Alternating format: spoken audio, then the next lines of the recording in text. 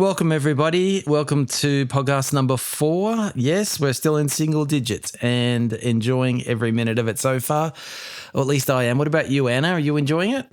Yes. Hello, everybody. I'm loving every single second of it. Yes. Fantastic. Can't wait for this discussion, topic. What was your favourite part about last week? Last week, arguing. We did. We argued. Yes. It was a very gentle argue, but we did argue, right? Yes. Okay, excellent. And it's accepted that I am usually right, and this is how we move forward in the podcast. No way. With my permission. With your permission. Yes, thank you, boss. All right. So also want to welcome Bruno to the lounge. He's the honorary mascot. Very cute. Maybe I'll post a photo one day. Hopefully he's quiet. All right. So today what we're going to be talking about is relationships and redefining of gender roles and stereotypes within relationships, because in the conversations that Anna and I've had, we seem to have just skirted that idea, and that roles and perhaps stereotypes have changed over the last 40, 50 years quite a bit. When I think about my kids now and the way they look at what there doesn't seem to be any specified, well, I won't say any specified, but there doesn't seem to be any fixed roles in society. Like there's nothing that seems to be specifically just for men or specifically just for women, whereas perhaps when I was growing up, that was still very much the case. How about for you, Anna? I think the father was the breadwinner. Right. And I believe the mom was the homemaker. Okay. Those roles were very much alive, possibly until 1950-ish, around that time. Okay. I think after that, came the revolution of many countries, banning the bras, Spain, all of that, 1960, 70, okay. Hippie era. And then I think everything started to change. So you think things changed after that, or going back into the 50s? No, I think it has been changing for a little while now. So I was just, trying to get some dates.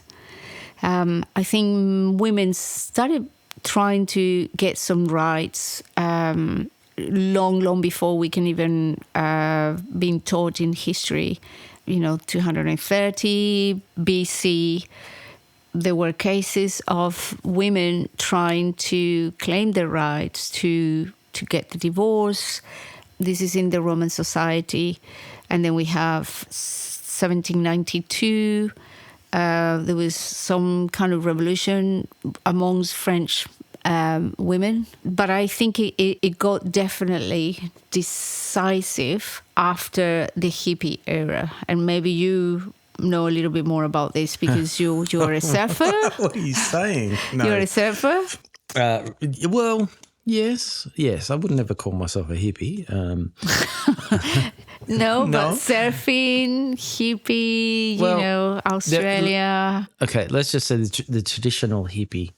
As I've said in the previous podcast, I was born in Melbourne, and we moved up to northern New South Wales, which is a state in Australia, and it's in the if you look at the state of New South Wales, it's in the top right-hand corner of it, just before you cross into the Queensland border. And it's absolute paradise up there. It's just lush rolling hills, beautiful beaches. It's just south of the Gold Coast. A lot of people thought it was paradise. So what happened was there was quite a few movements started in that area, in the various towns around that period of time. 60s, 70s? Yeah, 60s and 70s. I mean, we moved up to a little place called Brunswick Heads, which actually was a sleepy little fishing village traditionally. There wasn't too many hippies there, but you go about 15 minutes away and there was a place called Mullumbimby, and I believe regionally it had a population of around 2,000 people. But all up in the hills and the valleys, there was, little communities of people, and, sometimes just straight families, but all seeking an alternative lifestyle. And then down in Byron Bay, which was probably another 15, 20 minutes south. There was... That's where the Hamsworth brothers live, right? Yeah. Yes, I remember that. Yeah, Byron Bay. you're always going back to the Hemsworth. You bring it back to the Hemsworth somehow. They're very popular boys. You're just saying. Just saying. Yeah, look, Byron Bay, obviously had a fairly large... I mean, they had quite a few different groups that came through Byron Bay. But, that movement did seem to bring about a lot of countercultural changes to that part of the world. They basically just rejected the values that were established before that time, 1970s. And that's because of World War II has ended. Their parents... and they were against the society that was preconceived before this time. And there were many communities around the world. A lot of the books about the British history. So I don't know. You can educate me about Australia, and I'm sure everybody would be keen to listen to what was going on around that time. You were born around that time, and I was born around that time. But Colombia, no hippie era. Yeah. No, you didn't have. Really? I don't think so. Okay. No. Yeah. That was more like in the English-speaking countries and maybe Europe as well. Look. When I grew up, I grew up in northern New South Wales in the 70s and 80s, like late 70s, 80s, and. So was your mom a homemaker or the breadwinner? Look, she was for most of my life. Yeah, my dad. Both my mother and father were trained teachers, and they moved up from Melbourne to, I assume. They wanted a better life, I suppose, from the rat race of the city. My dad was a hobby farmer, and he also had a business he was involved with. And my mother always, she was a housewife for. I'm trying to remember. Actually, she was a housewife for a lot of my younger years. I think she did a few different things when I got a little bit older. But she was also a teacher, right? Yeah, look, I think my mother did a bit of relief teaching, if I remember, when I was a teenager, and my father, he stepped away from teaching. Like, actually, when I was back in my 20s again, he came up to Brisbane with me and stayed with me for a while, and he was trying to get back. He did. He got back into teaching again. And he was a breadwinner. Yeah. So the two typical roles. They did. They had typical roles. Same as my family. Yes. I suppose my father was the one that worked in an office. But my mom had a really, really strong character. And now, I don't know how to define it. If it was just a Latin American powerful woman, but I would say she was more the exception than the rule. Why are Latin women powerful? Why is that? I mean, look, I think this is interesting, because I actually believe this is actually part of it. It's interesting when talking about cultural roles, because I'm not saying women from other cultures aren't, but there's something specific about Latin women. They're very forthright and larger than life, and aren't they? So my mom had businesses. My dad obviously was very supportive of her, but she was also the homemaker. We did have, people helping around the house. I would call them home help. Yeah, they were the typical roles, and I suppose those roles were, like you said, very defined. Up to a certain time, I would probably say in the 80s, they started to get a little bit blurry. What do you think that happened? I think financially it became very difficult unless you're earning very, very good money for a family to have a comfortable life on a single income. And I suppose what I mean by a comfortable life is, and that's going to vary from culture to culture, but a home, look, in Australia, nearly everybody needs a car because of the distances we travel. It's a little like America in that way. But, a home, probably a car of some sort, maybe some sort of holiday, depending on where you live. I I just think it's a financial pressure that a lot of people perhaps were looking back to what their parents lived, what their parents could manage to do, and found it very difficult to do on a single income. It just became a financial pressure. I'm not going to say that's for everybody, but in especially Western culture, that's what happened. I think it crept up on people very slowly. I mean, I remember the 80s. I was, my late teens, very early 20s. Yeah, look, things. I mean, I remember times being good, but also I didn't have a mortgage and I didn't have a full-time job. But financial pressures are one motivating factor. But I also think there were societal changes as well. I know when I was going through school, there wasn't all that many girls in my class who didn't want to go and have a career after school. Now, I'm sure that happened in the decades prior, but I knew of perhaps only one or two maybe out of my direct class of maybe 30 that really they were, only interested in having maybe a part-time job, and, they were looking to get married and whatever, that was in senior school. So Do you think that goes hand in hand with the feminist movement that started in 1960? I think feminist movement. Around that time, although I believe that in history it tells us that actually started long before the 20th century. It probably did, but it probably wasn't named that. No, I think in 1960s, 1970s, there was this movement who the founder was a journalist called Betty Friedan, and she was the leader of the women's rights movement.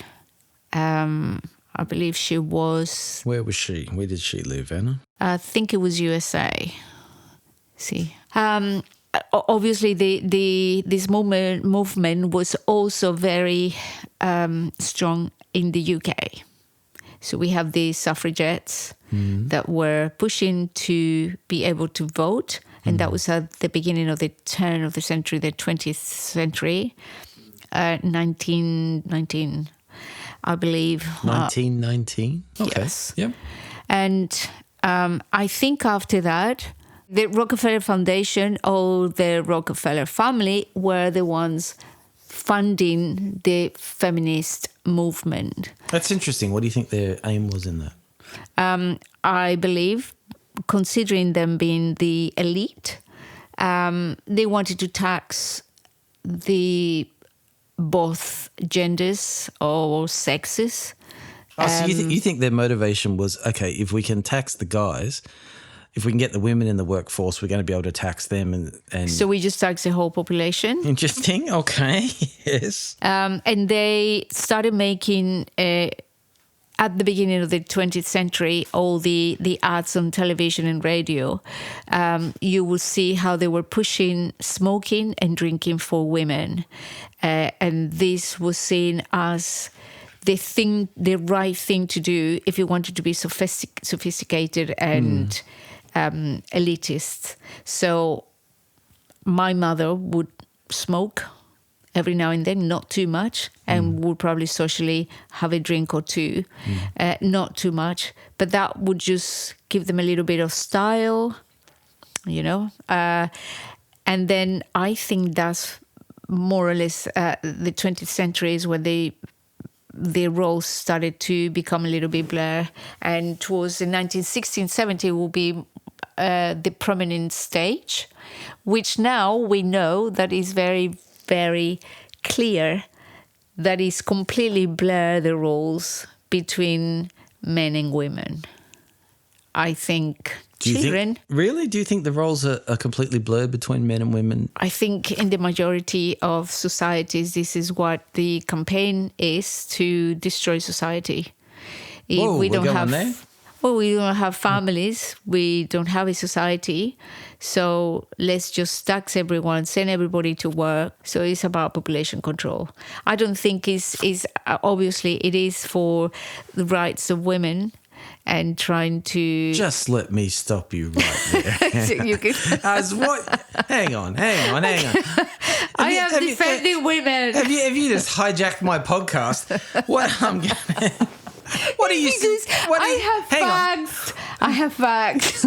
What are you suggesting? I have dates. What are you suggesting? It's like elite domination of the family.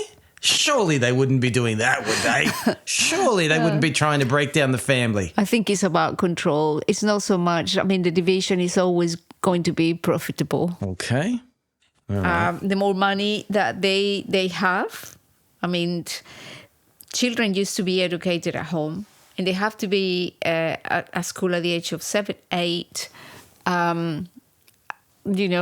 Many, many years ago. And then the age became 6, and then it became to the point where now is 3 years in the UK. I don't know how young you have to be accepted at nursery school here, but I know that you can send your children literally from birth. So mothers are giving up their right to be mothers because they have to work to be able to afford having these children. So I don't believe it's so much the right to be equally paid as men, but it also has to do with the campaign of destroying society and having more control over the population.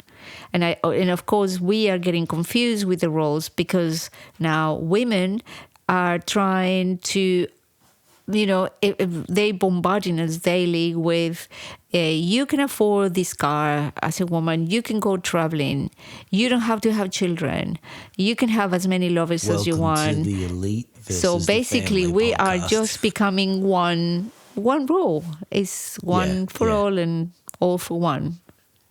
Okay, all right. That's one way to look at it. You're such an idiot. Look, I agree with you.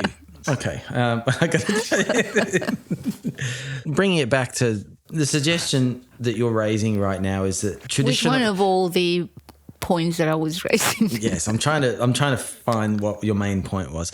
But what I think there's a big wink going on here. What I think your main point was, Anna, is that you believe that there's been a concerted effort to actually break down the traditional family? Correct. Okay. So if that is achieved, what do you think the outcome will be? Anarchy. Do you believe there's an agenda to break down what would be considered a traditional family roles, Anna? Correct. Okay. So simply, what do you think the reason for that is? More total anarchy, I think. If there's no structure in society, then there are no rules that are going to be respected. Okay. There's no order. It's just chaos. Okay. And I think this is something that's been created. It's not us, the population. It's the people that the leaders. I think there is some evidence of that. I mean, it's hard to me. It's a little chicken and egg. I don't know whether this is something that society has become and our leaders are reinforcing it, or it's something that our leaders are instigating and then society is somewhat following. But just out of curiosity, what are your views on traditional gender roles, Anna? Traditional? I think I mentioned it before, the breadwinner and the homemaker. So you define the breadwinner as someone that's working, earning money for the family. Is that correct? Correct. Okay. What if there's no children? Then she's welcome to work as well. But usually if you get married, is to procreate, to expand your genetics. Yeah, okay. Have family. Do you believe that one of the early things to break this down was the rise of dual income households? I remember when I was growing up, there was a thing called dinks. I don't know if anybody remembers that. It was double income, no kids. And it was often associated with the gay community. They were often the stereotypes for this. But, in sort of trendy places in Australia like Sydney, Melbourne and LA and New York, double income, no kids was a thing back in the, I think, late 80s, early 90s. What, would they have more taxes to pay? Well, Did they have an incentive to? No. It was just they chose not to have children, and therefore they wanted to reap the benefits of that financially, and they felt like they didn't have to make compromises because they didn't have children they were responsible for. Yeah, I know couples that decide not to have children and they both work and they are definitely better off money-wise than families that decide to have children. I mean, if you had the opportunity, I mean, you've had children, you wouldn't trade them for a moment, would you?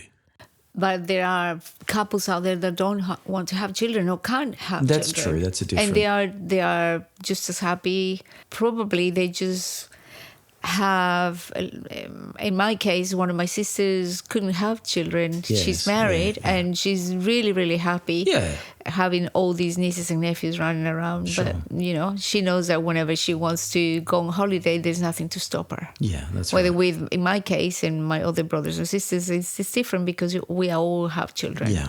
And your money's a little bit tight. That and is the correct. children get sick, That is correct. Things come etc. up. Yeah. They have school events and things you've got to work your way around. I know in Australia there's often, weekend sport and soccer and all things like that. Okay. How do you think those dual income households had an impact on expectations in relationships? You mean the people that didn't have any children, or the people that have children? Let's talk about the ones that didn't have children. Like, what do you think? How do you think the expectations within that relationship were adjusted, considering they were now both working? I think it was very simple. I'm earning this amount of money, you earn this amount of money, let's just mix it together. We pay the bills, we pay the rent of the house, we go on holiday. Happy days. But do you think expectations are solely around money, or do you think there's other... I don't think there was, apart from just paying half and half on everything, I don't think there would have been any really big problems. I think the expectations were completely different when you have a dual income and possibly if the roles are just beginning to change, the man will expect the woman to work, and possibly this is what's happening in Latin America and many parts in Europe as well, and the US, where women got to work, but they also have the children. So they would have a part-time job. They would get up early in the morning. Yep. This is my case, personally talking. And then come back to pick up the children from the au pair, the nanny, childcare, and then just completely carry on, doing the shopping, tending for the kids, and then the husband would come around 5 o'clock. And the expectation, I suppose, of the husband was to have a clean house, maybe, I don't know.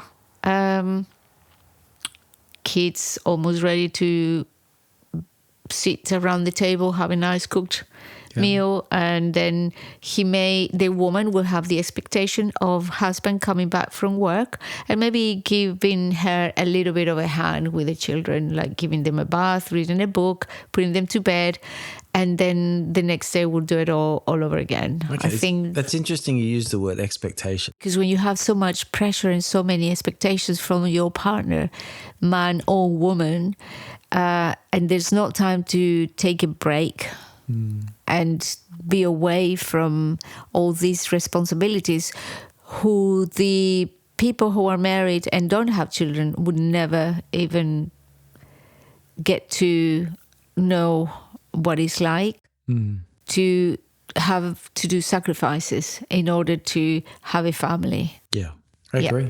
So there's a lot of separation there. And now this is probably one of the reasons why there's a lot of women that are deciding to either stay single or get married and not have children, which is really, really sad, to be honest with you. I think so too.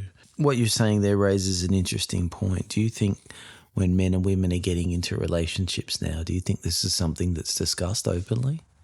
Definitely. You think it's discussed openly? What, having children or the income? both? Because having children affects your salary, how you spend expenditure. I agree. I suppose just the general expectations and needs in a relationship. So I think it is discussed, especially these days. Everything is at the tip of your finger. And I know that many, many young people would, get into these conversations very early on, not like in my days when we didn't even think about these things, We didn't have all the information that they have these days. And many people would just probably get married and never ask that question, of how many children you want to have and are you going to be the main earner in this family? Am I going to have one child or two or three? how many of those people anecdotally that you've spoken with have agreed that the woman in the relationship is going to be the main breadwinner as opposed to the men? Do you know of any offhand? None. But I'm sure there are couples out there where the man says, I don't mind, you have the children, I'll stay home. I'm sure there is. What do you think would happen in that situation? Do you think that would actually make for a happy relationship? Yes. If it's agreed upon, yes. I know, actually, I take it back. I know one person within the family where she's the main breadwinner and he stays at home with a little girl. Okay, so in my experience, I only have one case where that case happened. How many do you know in your life? Neighbors, family? Do I know any? I can't. I think in my distant mind I can remember a young couple or two, but I can't say I know of too many where that has happened. I mean, my opinion is that, look, maybe I'm completely wrong. I think in a lot of cases, not in all cases, but I think in a lot of cases, men and women generally find equilibrium in the roles that they want to do. What I mean by that is men feel more engaged in the workforce. It's not that they don't want to be at home, but they feel that it's part of their responsibility. Their role in society is to take care of their family. And I think that's I've often, this is slightly off topic, but I've often thought men and women have biological clocks. Women, in a lot of cases, have a biological clock for children. Men have a financial clock. A lot of guys when I was growing up, it was like, I need to do this by this age. I need to have this by this age. I want to have a house by the time I'm 30 or whatever. I need to have done this and do that. Guys do have an internal financial clock. Whether or not they say it publicly, they have a sense of responsibility. A sense of responsibility, and whether or not they're saying it out loud, they're comparing themselves with their own peer group. You think that that's happening in the modern days? I think it happened. I think it's always happened, but I think it's even more critical now. And I think men are. It's really interesting the way society's gone with men, especially younger men. So I'm wondering if that pressure or that feeling that that's their responsibility maybe in some ways actually through, I don't know, society has actually been reduced to them, that feeling that they want to provide and they want to take care of their family. Maybe this is all part of that gender narrative that, it's not so significant anymore. It's not so important. It doesn't matter. Anybody can be anything they want. I don't know whether. I wonder if that's paying a price in what's motivating men. Men don't feel, well, look, that was my traditional role in the past. This is what I did. I took care of my family. But society is saying to men and women now, oh no, no, that's not only your role. That's you should stay home, and your wife should be able to, or your partner should be able to go out and earn the big bucks and take care of the family. I don't know. Maybe I'm right off the mark on that assumption, but it just seems to me that there is a little bit of uncertainty and unhappiness in younger men. I think personally, for the few people that I know, the boys, they saying that they are actually a little bit lost as to what to do, what roles to play when it comes to a relationship, because women are started to the new generation to believe that they are, and by all means, be powerful. But there are things, for example, that are very confused feminism with being a gentleman. And Sorry, explain that to me. so the girl that believes she is a feminist, for example, would not allow a boy who is a gentleman to open the door or pay for the bill. She'd be deeply offended if he offered. Exactly. That's what I'm thinking, and that confuses boys an awful lot, because on the one hand they could meet somebody that believes that they are absolutely equal men and women rights, and they pay equally for the bills if they go out. But he may meet another girl who is a completely different personality, being brought up in a different way, where she would be expecting maybe to pay her food, but to expect good manners from the boy. And being a gentleman means opening the doors, making sure that she's comfortable, making sure that she's happy if they go out on a date, and more or less taking charge of what is going on or going to happen during that date. She feels like she wants to take the initiative. No, that will be the two roles, and that's why the guys are confused. So the Yeah, one wants to take the lead, Yeah. and the other one wants to follow the lead. That's correct. I think naturally that is exactly That's what's how it going used to be, but I think that role is we're losing that identity. on. When And do you think that started to happen? Well, I think definitely the 21st century. Definitely. The lines, as we discussed, became quite blur. Maybe from the 1670s, more so, with the hippie era. But it definitely became very, very different and difficult to describe from the 21st century. And we have an example, Jordan Peterson. He had a really brilliant interview with a journalist in the UK, where she was saying that he was trying to put men in one box and women in another box and be unfair with the treatment they were getting in the world. And I agree completely with Jordan Peterson, because women are more caring by nature. We are the mothers. We are the people that can have the babies, although that is up for discussion these days. But biologically, we are at the moment who can give birth. So we enter many of the workplaces where there's communication needed the most, like reception, administration, because we're dealing with people. It's easier for us to deal with people than for men in many, many cases, the majority. I would say the nurses as well, although nurses we see more male now being nurses, but in the majority we'll see women, teachers. So the point that Jordan Peterson was making. Was that the Kathy Newman interview? I think it is, yes.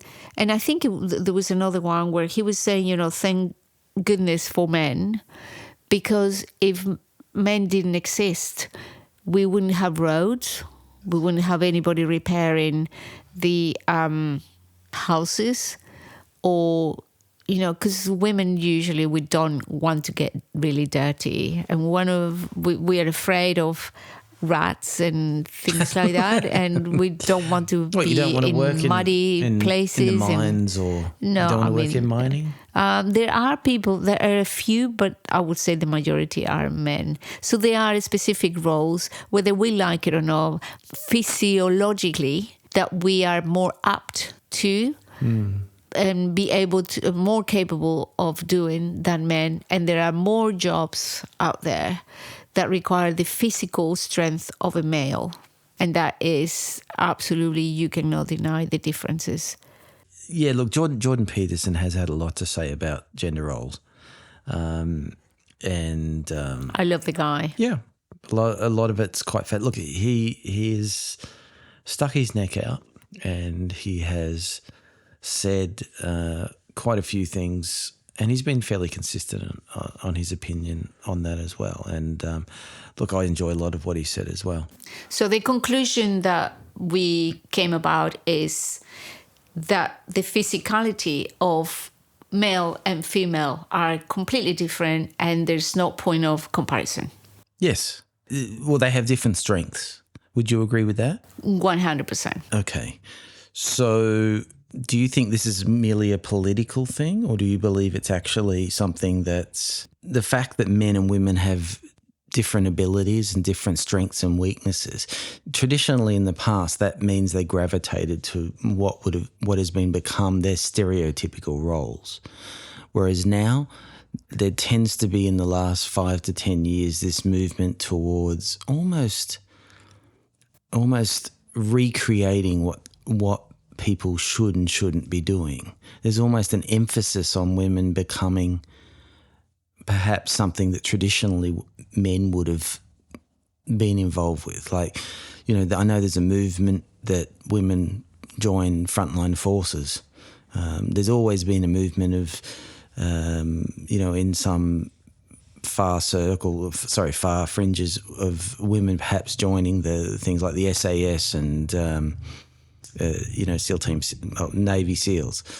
Do you think that's necessarily is that just pushing the boundaries, or is that perhaps, do you think that's a step too far?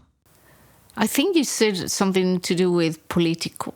Yeah. It's a political agenda. Yeah. And I think the caveman had it down to the T. Right. So they sorted it out. They knew what they were capable of. They would go for days hunting. The women would stay in the cave. They look after the children. Then do a little bit of farming, you know, like look after the plants, etc. And everyone was happy. But now they almost tried to make us believe that women are, and women ourselves, we're trying to believe that we want to believe that we are equally right to men, but physically we are not. And from that aspect down, just taking, you know, genetically we are different, we are trying to be equal, but that's not going to be possible because genetically we are different. And therefore we're going to have our brains are wired in a different way, and we want to go and veer towards things that are easier for us. Of course we like challenges. I'm not saying that we don't like challenges, but we are inclined to go for the things that we are naturally inclined to do, that come as a second nature, which are looking after the population as a whole, saying families, children, education, nursing, I don't know, flowers, you know, you can do the farming as well. But the men are doing their roles, and that's the confusion. I think everybody's getting really confused. I think everybody is getting confused. I think people are confusing what their natural inclination is versus what they're told their natural inclination should be. And that's because there's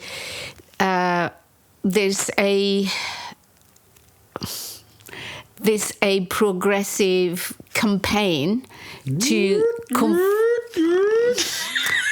okay, you say political. I think there is a campaign to confuse us, so we fight amongst each other. It's like before it was the macho agenda, then it was the feminists, and now we just don't like each other. And we are competing, and we shouldn't compete. We shouldn't compete. I agree. Do you think that's where a lot of the conflict in relationships is coming from? Like, just to bring this back, rather than a career focus, as far as interpersonal relationships between men and women, do you think this is where some of the conflict is coming from now? Do you think that, you know, say young women and young men are confused about what their what their role in life is, what it is that they're supposed to be doing. They're being told one thing, they feel another thing, and they're feeling some confusion. And there's also, instead of being perhaps a complement to one another, there's a conflict rather than a complement. Yes, exactly. That's what I was going to say. We cannot compete because we are not equal. And it's good that we are not equal because we're meant to complement each other. So the things that men don't have, women have. But we're trying to be equal to men. And that's where the whole disassociation of people is becoming bigger and bigger. Do you think there's wider problems in the community because of that disassociation? Yes. Yeah. Yes, the education system is not helping. No.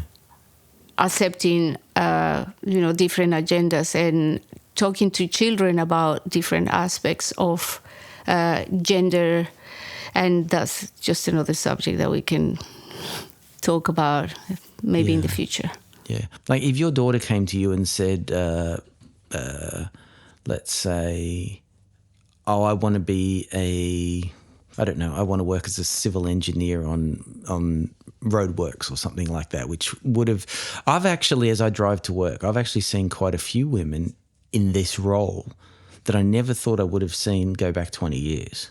I think you can see them as civil engineers, but they're not the ones pushing the slabs and getting really mechanically like the rest of their co-workers. They're not? They will probably be the brain. I don't believe that I've seen these girls getting down the drains and getting muddy and dirty. I don't think that I've seen many of them. I've seen an increase in the numbers in the last maybe 10 years. More so, yes, on the engineer part, but I haven't seen a lot of women getting. Okay, what about, that. say, in the business world? I was listening to Jordan Peterson once, and he made the very interesting observation that even within the business world, there's only a certain type of man with a certain type of attitude and who is interested in that very high pressure world of being a CEO of a Fortune 500 company. The type of people that may want to actually take that role are there's people that think they want that role, but there's very few people that can actually do that role and do it and are willing to make the sacrifices. And often that involves family, the sacrifices and time to take on something that immense. What do you think? Do you, like, I know in this political era when women are encouraged to be in the boardrooms and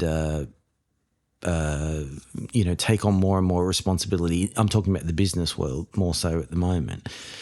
Do you think women naturally want to be involved in those things, or is this just something they're being encouraged to do? I mean, a lot of companies in Australia here, there's been talk about quotas and things like that. I personally don't agree with that. I think I believe in a meritocracy, always. The right person for the right job, whether it's man, woman. Yes.